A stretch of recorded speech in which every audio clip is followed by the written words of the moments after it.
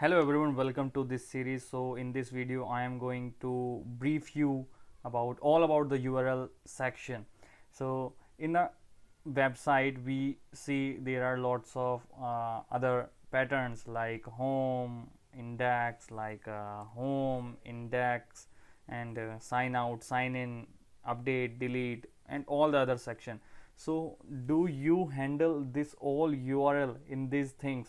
Of course not, because in a large project, there are lots of other things and other apps also running concurrently, parallelly, you can say. So these all URLs would always be messy part to identify which URL is working or which URL is not working. So right now you can directly see it here for the function view. First we have created this function, it is a function, and we did this.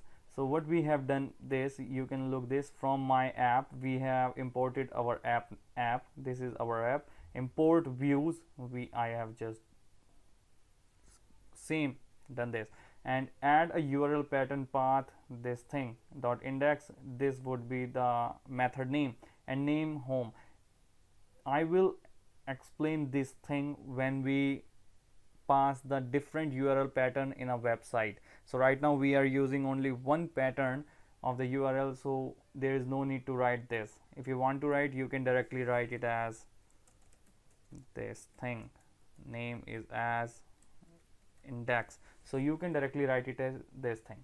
So suppose that you want to handle the URL patterns of this app in your current app. So what you need to do is, first, now you can directly see it as these are the class based views, and these all are the different apps URLs. So what you need to do is, first delete this and write as include, and here you need to import include.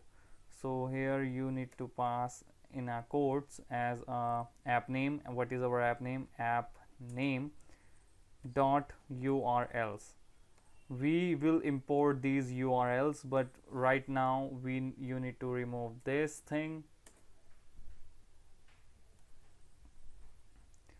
You need to remove this thing and it will solve the problem, but the URL file is not present in this app name. So what we will going to do is, we will going to create URL files. Hit save and write it as urls.py. Hit enter, and now you can directly say URL py second. This is our project. These are handling our project, and it is the app URL. And so now I am going to do is write the functionality Django.urls. If you want to copy this, you can copy, but you must have a practice of writing your own importing things.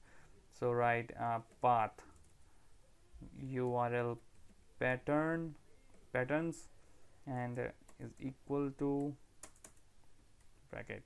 So write it here path and pass. So now you need to import from current directory, import views, import star means that you are importing all the methods in whatever it is present in a app name. So we have done this, and write it as, so there is no need to write views, you can directly pass this index, copy, and here paste. So now everything is done.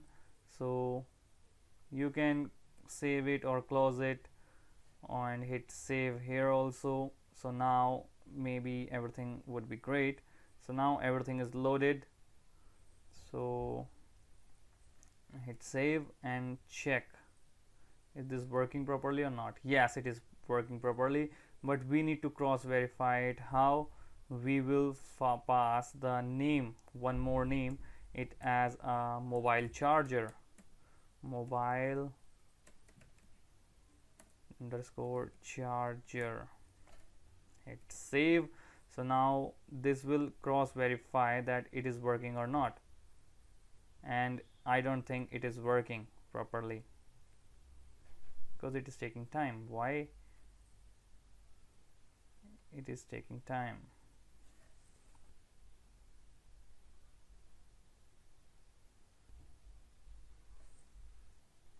So now you can see this is completely working and it is fine. So now yes, this is everything is great. So now what you need to do is that you have get a complete understanding of this, how this URL is handling, how the thing is happening. So you can create more apps and you can create more models. You can just simply write the URL of that app, right? So if you like this video, please hit like and subscribe, and thank you for watching. And remember, I will tell you each and everything what I know about Django, and I will tell you each and everything, and I will help you in creating your project, and I will also tell you the brief introduction how I'm going to create this and that. And thank you for watching.